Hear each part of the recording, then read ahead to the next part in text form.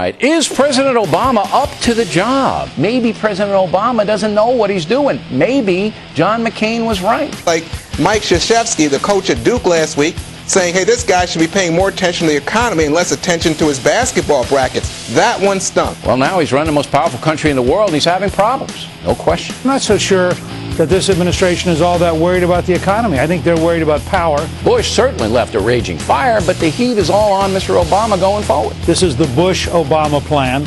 It's a continuation of what Bush was doing.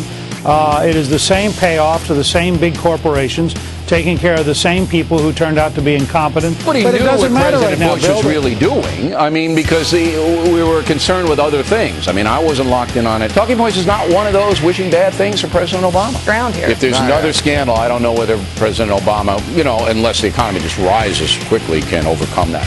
Can Barack Obama's PR skills overcome the problems he's having? Then you agree with Juan that the media offensive on Leno in 60 Minutes isn't calming the fears. You agree then? I don't think so. I think it looks like more of the same from the campaign trail, and it's something it looks like what he was doing before. And they're still arrogant enough to believe they can run over the American people. This guy doesn't know what he's doing. And again, is the president in over his head? But I think the attitude of the left-wing machine in Washington is that they have power right now.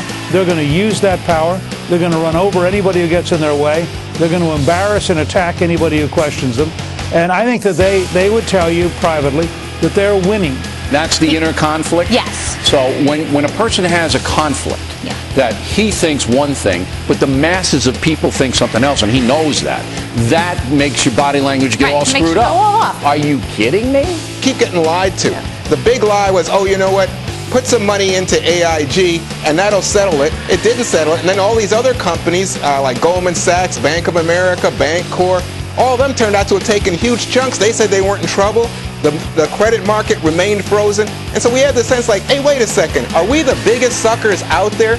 Who do you blame most for the recession? More than 50,000 of you voted.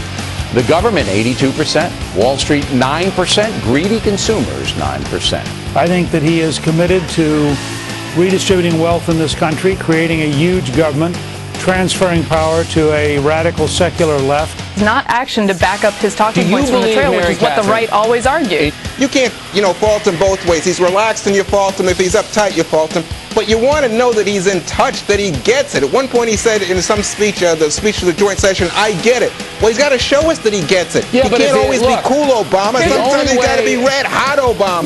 Mary Catherine, the only way he can show us that he gets it is to fire Geithner or yell at Barney Frank or Chris Dodd. He's not going to do that. Sorry, there were 8,000 set-asides, and next year I won't sign these earmarks, but this year I'll sign them because, after all, this year is not next year. So how can you ask me to veto him this year? I think he's a brilliant guy, Bill.